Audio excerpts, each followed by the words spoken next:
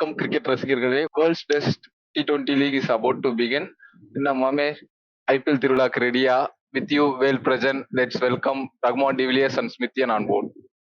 Hi kangaroo bro, எப்படி இருக்கீங்க? எல்லாரும் உங்களை தான் கேட்டுட்டே இருந்தாங்க. தமிழ் கிரிக்கெட் ரோல்ஸ் இன்ஸ்டா பேஜ்ல ஃபைனலி யூடியூப் சேனல் வந்திருக்கீங்க. எப்படி இருக்கீங்க? So happy to be here. எல்லாரையும் ரொம்ப நாள் கழிச்சு ஒரு லைவ்ல பார்த்ததுல ரொம்ப சந்தோஷம். கடைசியா கேள்பாக்களை பார்த்தது, அதுக்கப்புறம் இப்பதான் ஒரு லைவ் ஷோ பண்றேன். So happy to be here. First நம்ம இதுல இருந்து ஸ்டார்ட் பண்ணிடலாம். இன்னைக்கு நம்ம ஒரு மீம் போட்டிருந்தோம் நம்ம பேஜ்ல. அவங்க அந்தந்த அட்மின்ஸோட favourite team plus top 4 teams, அதை பத்தி டிஸ்கஸ் பண்ணிடலாம். ஃபர்ஸ்ட் ரகுமான் டிவிலியர்ஸ்ல இருந்து ஆரம்பிக்கலாம். ஓகே, இதான் நம்ம அட்மின்ஸோட லிஸ்ட். ஜீனியஸ் பையன், வேல் Prajan, ஸ்மித்தியன், Rahman de Villiers, decay crickets, அப்புறம் ஆஸ்எம்சி, இவங்க தான். என் ப்ரெடிக்ஷன் வந்துட்டு எம்ஐ எப்பவுமே ஒரு ஸ்ட்ராங்கான இந்தியன் கோர் வச்சிருக்காங்க. சிஎஸ்கே ஆக்ஷன்ல ரொம்பவே நல்லா பண்ணியிருக்காங்க. சேப்பாக்கு எந்தெந்த பிளேயர்ஸ் தேவையோ அந்தந்த பிளேயர்ஸ் எல்லாம் எடுத்திருக்காங்க. மெயினா ஸ்பின் ஃபோக்கஸ் பண்ணி நல்லாவே எடுத்திருக்காங்க. So CSK. ஆர்சிபி எப்பவுமே நம்ம ஃபேவரட்டான ஒரு டீமு. இத்தனை வருஷம் சப்போர்ட் பண்ணிக்கிட்டு இருக்கேன், அதனால அவங்களையும் விட தோணலை. அதனால ஆர்சிபி டீமும் பழைய ஆக்ஷன்லாம் கம்பேர் பண்ணும்போது ரொம்ப நல்லா தான் எடுத்திருக்காங்க. ஜிடி அனலைஸ் பண்ணி பார்க்கும்போது அவங்க ஒரு வெல் ரவுண்டட் சைடு மாதிரி எனக்கு தெரிஞ்சுது. அதனால ஜிடியும் பிக் பண்ணிருக்கேன். சோ அடுத்து ஸ்மித்தியன் ப்ரோ, நீங்க சொல்லுங்க. ப்ரோ, நான் ஃபேவரட் டீம் வந்து எஸ்ஆர்ஹெச் அண்ட் பிபிகே சொல்லியிருக்கேன். பஞ்சாப் வந்து ஆப்வியஸ்லி ரிக்கி பாண்டிங்காக நான் சப்போர்ட் பண்றேன். அது ஆப்வியஸ்லி எல்லாருக்கும். அதே மாதிரி எஸ்ஆர்ஹெச் போன வருஷம் நான் சப்போர்ட் பண்ணேன், பேக் பண்ணேன் பேட் கமின்ஸ்க்காக. அண்ட் மற்ற பிளேயர்ஸுமே வந்து நல்லா பண்றாங்க, ரொம்ப இம்ப்ரெசிவா இருந்தாங்க. So SRH and PBKS I think this year they will go as favorites for me because Shreyas Iyerum, I rate him very highly. So Punjab Kings and SRH favorite team. மற்றபடி play off prediction வந்து obviously team நான் சொல்லியிருக்கேன். அது இல்லாம Mumbai they look so strong. ரொம்ப பேலன்ஸ்டா செம சாலிடா இருக்கு அந்த team. Any day I would choose Mumbai. Delhi capital சொல்லியிருக்கேன் ப்ரோ. டெல்லி வந்து இந்த வருஷம் they look so stronger. நான் அதே மாதிரி ஹேமந்த் பதானியுமே ட்ராக் ரெக்கார்ட் பாத்தீங்கன்னா like he has did so well. So Faf, KL, Stark, they look so good, bro. அதனால Delhi is my fourth team. PBKS எதுக்கு ப்ரோ? ஸ்டாய்னிஸ் இங்கிலீஷ் இருக்கலாம். அதான் அவரே அக்செப்ட் பண்ணிட்டாரு. பாயிண்டிங்னாலதான் இது பிபிகே, அதனால பிபிகேஎஸ்ஆ. ஸ்டார் பாயிண்டிங்னால அது, பேட் கமிங்ஸ்னால எஸ்ஆர்ஹெச், ஸ்டார்க்னால டிசி, ஆஸ்திரேலியன் கோட்டா. அது ஸ்டார்க்கு ஃப்ரேசர் மெக்கர்க்கு இருக்கதால டிசி, ஜாஸ் இங்கிலீஷ் ஸ்டாய்னிஸ் இருக்கதால பிபிகேஎஸ். எம்ஐ தான் இதுல வந்து தப்பா வந்து மாட்டிக்கிச்சுன்னு நினைக்கிறேன். அப்படி பார்த்தா எல்லிஸ்க்காக சிஎஸ்கே, டிம் டேவிட்காக ஆர்சிபி. நீங்க தான் எல்லிஸ வந்து சி டீம் பிளேயர்ன்ட்டீங்களே. இல்ல, ஆக்சுவலி டெல்லி வந்து they look well rounded bro. Bowling வந்து so good. எஸ்ஆர்ஹெச் பிபிகேஸ் கோட்டானே வச்சுக்கலாம், பட் மத்த team so strong bro. Okay வேலை, இப்ப நீ சொல்லு, நீ எதனால அந்த பிளே ஆஃப் டீம்லாம் செலக்ட் பண்ண? நான் ஆக்சுவலா என்னோட ஃபேவரட் ஆர்ஆர் தான் சொல்லியிருப்பேன். ஆனா என்னோட பிளே ஆஃப் டீம்ஸ்ல வந்து ஆர்ஆரே இருக்காது. ஏன்னு பார்த்தோன்னா ஃபேவரட்ஸ் சொல்லலாம். அவங்கள ஃபுல்லா ஒரு யங் டீமா இருக்காங்க. லாஸ்ட் இயர் கொஞ்சம் என்டர்டெய்னிங்கா இருந்தது. இந்த ஹல்லா போல், நல்லா போல், அந்த மாதிரி சும்மா ஃபன் பண்ணிட்டு இருந்தாங்க. அதெல்லாம் கூட இந்த வருஷம் இருக்காது. அஸ்வின், செகல், பட்லர்லாம் ஆளாளுக்கு ஒரு மூடிக்கு போயிட்டாங்க. அதனால அது இருக்காது. நான் இப்போ அந்த பிளே ஆஃப் டீம்ஸ் எதுக்குனால செலக்ட் பண்ணணும்னு பார்த்தோன்னா, எல்லா டீமே ஸ்குவாடு செம ஸ்ட்ராங்கா இருக்கு. பிளேயிங் லெவன் கன்சிடர் பண்ணாம நீ பெஞ்ச்ல இருக்க பிளேயர்ஸ்மே பார்த்தோன்னா ஒரு நல்ல பேக்கப்பா இருக்கு. பிளேயிங் லெவன்ல இல்லாம இப்போ யாருக்காவது இன்ஜுரி ஆனா கூட பேக்கப் பிளேயருமே நல்ல ஒரு ஸ்ட்ரென்த், நல்லா உள்ள வந்தா ஸ்ட்ரெயிட்டாவே அட்டாக் பண்ற மாதிரி ஒரு பேட்ஸ்மனோ பவுலர்ஸோ நல்லாவே வச்சிருக்காங்க. ஆல்ரவுண்டர் ஸ்ட்ரென்த்துமே நல்லா இருக்கு. அதனால நான் அந்த 4 டீம்ஸ் பேக் பண்ணிருக்கேன், பியூர்லி ஸ்குவாட் ஸ்ட்ரென்த்னால. சரி, ஓகே கைஸ், இன்னைக்கு நம்ம வந்து கேகேஆர் அண்ட் ஜிடி இந்த டீம்ஸ் பத்தி, இந்த டீமோட ஸ்குவாட்ஸ் பத்தி தான் கொஞ்சம் டீடைலா பார்க்க போறோம். ப்ராபபிள் 11 என்ன இருக்க போகுது, ஹோம் கிரவுண்ட் அண்ட் அவே கிரவுண்ட்ல எப்படி பெர்ஃபார்ம் பண்ண போறாங்க, பெஞ்ச் ஸ்ட்ரென்த் எப்படி இருக்கு, எல்லாம் இந்த வீடியோல நம்ம டிஸ்கஸ் பண்ணிடலாம். ஃபர்ஸ்ட் நம்ம கேகேஆர் பாத்துடலாம். போன வருஷம் சாம்பியன்ஷிப் வின்னர்ஸ், வின்னிங்க்கு ரீசனா இருந்த கேப்டனே ரிலீஸ் பண்ணி விட்டாங்க. அது வந்து இந்த வருஷம் அந்த டீமை மொத்தமா அஃபெக்ட் பண்ண போகுதுன்னு எனக்கு நினைக்கிறேன். அந்த டீம் பத்தி நம்ம ஆல்ரெடி ஒரு பிளேயிங் லெவன் டிஸ்கஸ் பண்ணி வச்சிருக்கோம். அதை நான் டிஸ்பிளே பண்றேன், அதை பார்ப்போம். அதுக்கப்புறம் நமக்கு என்னென்ன சேஞ்சஸ் இருக்கோ அதை பத்தி பேசலாம். நம்ம ஃபர்ஸ்ட் ப்ராபபிள் 11 ஒன்று போட்டிருக்கோம், அதை ஃபர்ஸ்ட் ரீட் அவுட் பண்ணிடலாம். ஃபர்ஸ்ட் ஓப்பனிங் பேட்ஸ்மேன் வந்து குவிண்டன் டிகாக்கு சுனில் நரேன் தான். சுனில் நரேன் வந்து லாஸ்ட் இயர் ஒரு எக்ஸ்ப்ளோசிவான ஒரு சீசனு, கம்பீரோட மூவ் அது, பழைய மூவ் அப்படியே திருப்பி கொண்டு வந்தாரு. ஒரு பயங்கரமான ஸ்டார்ட் எல்லா மேட்சுக்கும். ஆனா ஃபில் சால்ட்டை மிஸ் பண்ணுவாங்கன்னு நினைக்கிறேன். குவிண்டன் டிகாக்கால அந்த ஃபில் சால்ட்டோட பிளேஸை ரீப்ளேஸ் பண்ண முடியுமானா கொஞ்சம் டவுட் தான். ஆனா ஓப்பனிங் காம்பினேஷன் ஓரளவுக்கு எனக்கு செட் ஆயிடுச்சுன்னு நினைக்கிறேன். ஆனா சுனில் நரேன் வந்துட்டு ஐபிஎல் தவிர வேற எந்த லீக்லயும் இவ்வளவு பெர்ஃபார்ம் பண்ணல. ஐபிஎலுக்கு அப்புறமே அவர் பெருசா எங்கேயுமே பெர்ஃபார்ம் பண்ணல அப்படின்னு நினைக்கிறேன். பிலிப் சாட் கம்பேர் பண்ணும்போது குவிண்டன் டிகாக் பெட்டர் பேட்ஸ்மேன் தான், நல்ல எக்ஸ்பீரியன்ஸ் இருக்கு, எல்லாமே இருக்கு. எனக்கு தெரிஞ்சு பெட்டர் சாய்ஸ் ஆஃப் ஓப்பனர் தான். பிலிப் சால்ட்டுக்கு ஒரு பெட்டர் ஆப்ஷன் தான். என்ன ஒரு டிஸ்அட்வான்டேஜ்னா ரெண்டுமே லெஃப்ட் ஹேண்டர் இப்போ ஓப்பனர்ஸ். எனக்கு தெரிஞ்சு சுனில் நரேன் ரொம்ப நேரம் சர்வை பண்ண மாட்டாரு, ஸ்ட்ரைட்டாவே அட்டாக் தான். எப்படியும் ஓப்பனர் வந்து குவிண்டன் டிகாக் ரகானே மாதிரி தான் இருக்கும், ஃபீல் ஆகும் மோஸ்ட் ஆஃப் த மேட்ச். இப்போ ஆக்சுவலி என்னன்னா டிகாக் ஆடுவாரா குர்பாஸ் ஆடுவாராங்கிறதே எனக்கு இப்போ என்ன பொறுத்த வரைக்கும் ஒரு 50-50 கம்பேரிசன் தான். Yeah de Kock is a legend obviously, but Gurbaz recent டைம்ஸ்ல is in very good touch with cricket. International கிரிக்கெட்ல he is doing so well. So அதனால Gurbaz I would rate Gurbaz so highly. So அதனால குர்பாஸ் ஆடினாலும் டிகாக் ஆடினாலும் they would give the same impact. Maybe Gurbaz good even நல்லா இன்னும் கொஞ்சம் பெட்டரா பண்ணுவார்னு நினைக்கிறேன்.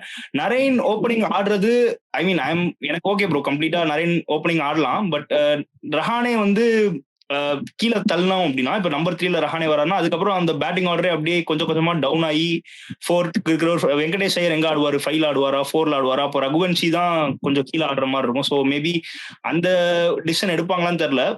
ஜிஜி இருந்த வரைக்கும் ஓகே, பட் இப்போ இருக்கிற கேப்டன் அண்ட் மேனேஜ்மெண்ட் என்ன டிசைட் பண்றாங்களோ will see. But okay bro, Rahane opening ஆடினாலும் தட்ஸ் குட் சாய்ஸ் தான், நிறைய ஆடினாலும் குட் சாய்ஸ் தான். இது ஒரு காம்ப்ளிகேட்டடான ஒரு மூவ் தான். ஏன்னா அஜிங்கிய ரஹானே மாதிரி ஒரு பிளேயர் பவர் பிளேல ஸ்கோர் பண்ணாதான் உண்டு. அவர் ஒன்றும் பெரிய பவர் ஹிட்டர் எல்லாம் கிடையாது.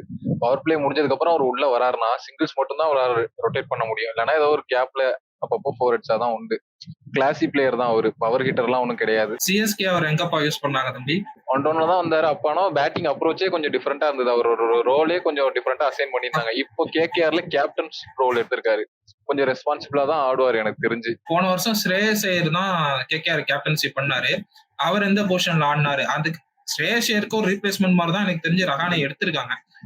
என்ன பொறுத்தவரை ரஹானேக்கு கேப்டன்சி கொடுத்ததே நான் வந்து கொஞ்சம் எனக்கு ஒரு 50-50 சாய்ஸ் மாதிரி தான் தெரியுது. ஏன்னா ரீசெண்ட் டைம்ல லாஸ்ட் சீசன் கூட ரஹானே வந்து ஒழுங்கா பெர்ஃபார்ம் பண்ணல சிஎஸ்கேக்கு. இப்ப ரஹானே வந்து இந்த பிளேயிங் லெவன்ல இருந்துட்டு திடீர்னு பெர்ஃபார்ம் பண்ணாம போனா கூட அவர் எடுக்க முடியாது கேப்டனுங்கிறதால.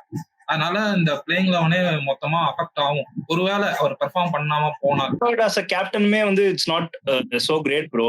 ஐபிஎல்ல வந்து பாத்தீங்கன்னா ப்ரீவியஸ் டைம்ஸ் கேப்டன்சி பண்ணப்போமே வந்து ரிசல்ட்ஸ் வந்து didn't go favour. Maybe international லெவல்ல he has got the success, but ஆனா ஐபிஎல்ல வந்து அஸ் கேப்டனா ஒரு ஸ்டார்ட் நான் பார்த்தப்போ he wasn't up to the mark. பாப்போம், பொறுத்திருந்து பாப்போம். ஆனா என்ன பொறுத்தவரை ரஹானே வந்து நம்பர் 3ல தான் ஆடணும். ஏன்னா நரேனுக்கு வந்து இந்த மாதிரி ஒரு எக்ஸ்ப்ளோசிவான சீசன் லாஸ்ட் இயருக்கு அப்புறம் இந்த இயர் வந்து அதை மாத்த மாட்டாங்க. அவங்க வந்து they will stick to their own plans. அதனால வந்து ரஹானே தான் நம்பர் 3 ஆடுவாருன்னு நினைக்கிறேன். ஆமா, நானும் ரீசெண்ட் அப்டேட்ஸ் எல்லாம் கூட பார்த்தேன். எப்படின்னா நரேன் வந்து நெட்ஸ்ல நல்லாவே பாலை ஹிட் பண்றாரு அப்படின்னு சொல்லிட்டு அப்டேட் பண்ணியிருந்தாங்க. நரேன் தான் மோஸ்ட் ப்ராபப்ளி ஓப்பனரா இருப்பாரு அங்க. அதுல எந்த விதமான சேஞ்சஸும் இல்ல.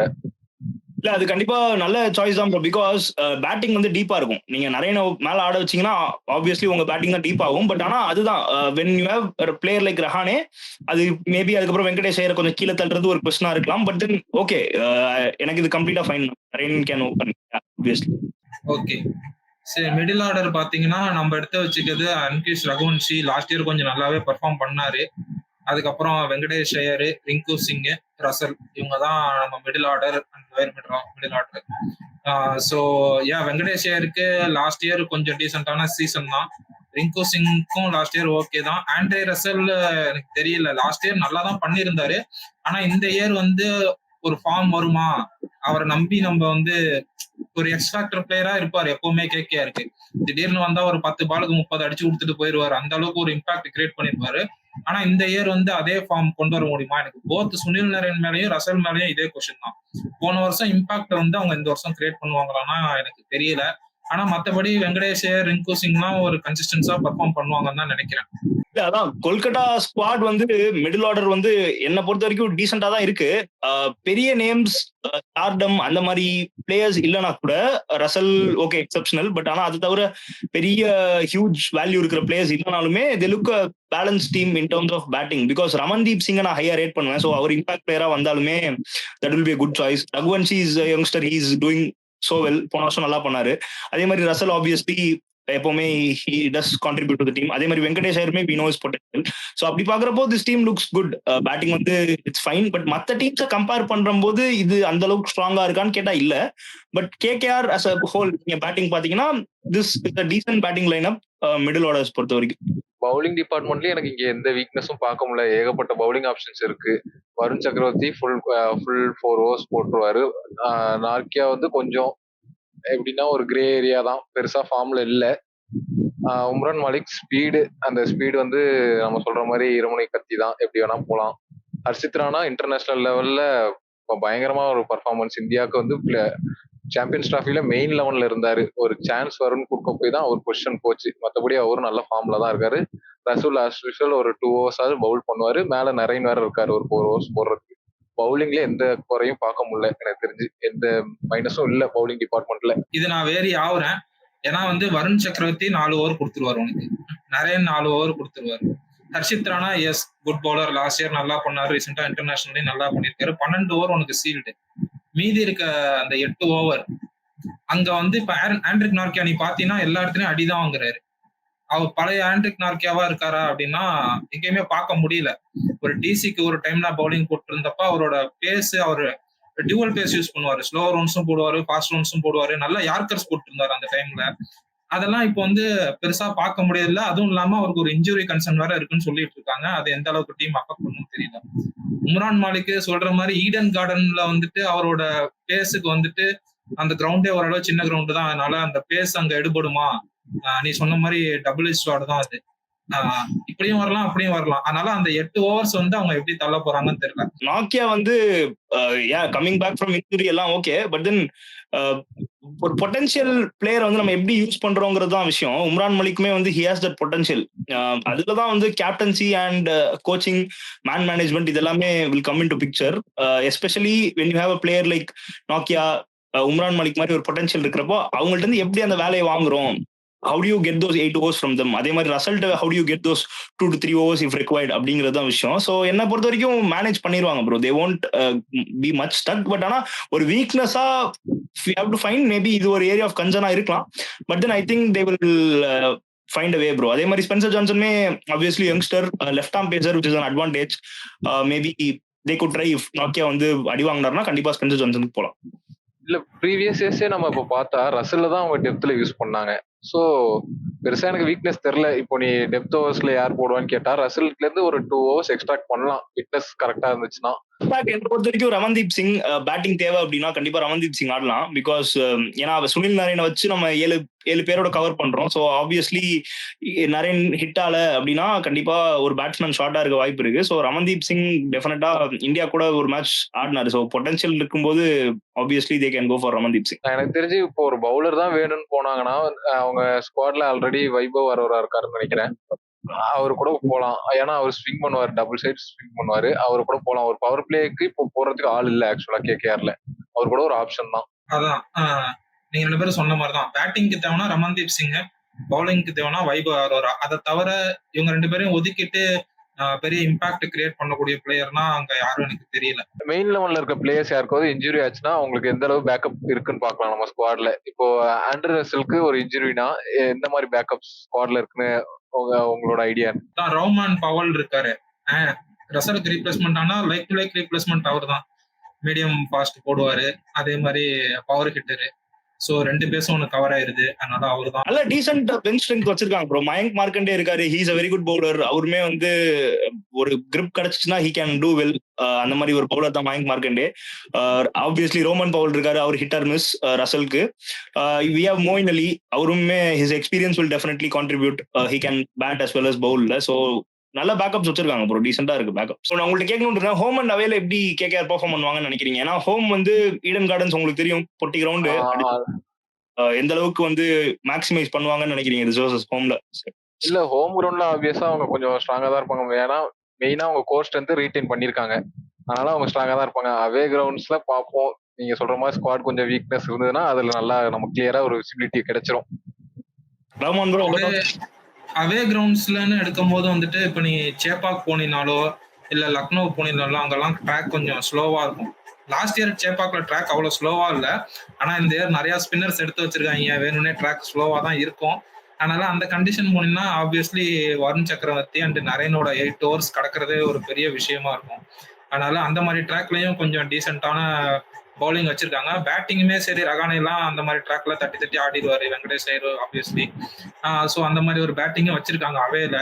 ஹோம்லன்னு எடுத்துக்கிட்டீங்கன்னா உனக்கு வந்து வெரி ஃபாஸ்ட் தேவைப்படாது. எனக்கு கொஞ்சம் டபுள் பேஸ் தான் தேவைப்படும் ஹோம் பொறுத்தவரையும் அவங்களுக்கு.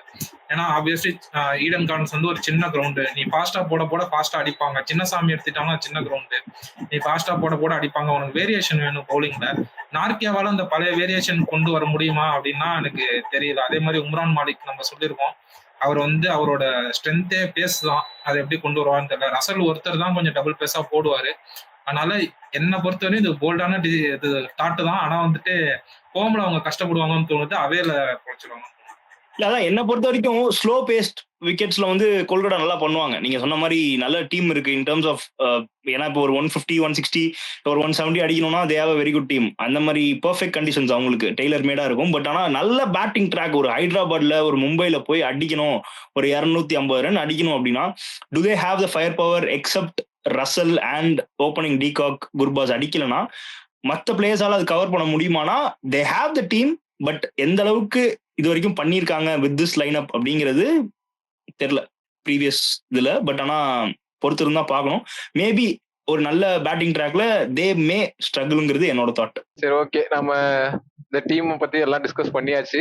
கேகேஆர் நீங்க ஸ்குவாட் ஸ்ட்ரென்த் எல்லாம் வச்சு எந்த அளவு ரேட் பண்ணுவீங்க out of 10? Let's start with ஸ்மித்தியன்.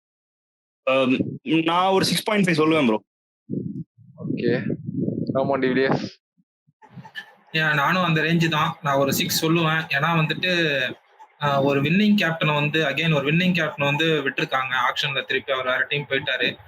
Team environment எப்படி இருக்கும்னு தெரியல. அதனால ரஹானே வந்து திருப்பி அவருக்கு புதுசா வந்து அவருக்கு ஒரு கேப்டன்சி வந்து அவர் கையில கொடுத்துருக்காங்க. ப்ரீவியஸ் கேப்டன்சி ட்ராக் ரெக்கார்டு எடுத்து பார்த்தீங்கன்னா பெருசா எதுவும் பண்ணதில்லை. அதே மாதிரி ரசல்லையும் நார்க்கியாலையும் உம்ரான் மாலிக்குமே சரி 3 பேருக்குமே ஒரு இன்ஜுரி கன்சர்ன் இருக்கு. அதனால வந்துட்டு நான் ஒரு 6 கொடுப்பேன். நான் ஒரு 8 ரேட் பண்ணுவோம் ப்ரோ. எனக்கு தெரிஞ்சு நல்லா தான் இருக்கு ஸ்குவாடு. எனக்கு எந்த விதமான ஒரு இதுவும் தெரியல. நம்ம மேட்ச்ல பார்ப்போம். ஒரு நீங்க மத்த பெரிய டீமுக்குலாம் 12 கொடுத்துருவீங்க போல. ஓகே, சோ ஹானஸ்டா சொல்லுங்க, போல்டா உங்களுக்கு தோணுதா Kolkata knight riders playoffs வருவாங்களா? Yes or no? எஸ், எனக்கு இந்த ஸ்குவாட் ஸ்ட்ரென்த் வச்சு பார்க்கும்போது கண்டிப்பா பிளே ஆஃப்ஸ் வருவாங்கன்னு தான் தோணுது. ரஹ்மான் ப்ரோ உங்களுக்கு? நோ, என்னை பொறுத்தவரையும் லாஸ்ட் இயர் சாம்பியன்ஸா இருந்தாங்க. இந்த இயர் ஒரு 6th இல்ல 7th பிளேஸ்ல முடிப்பாங்கன்னு தோணுது.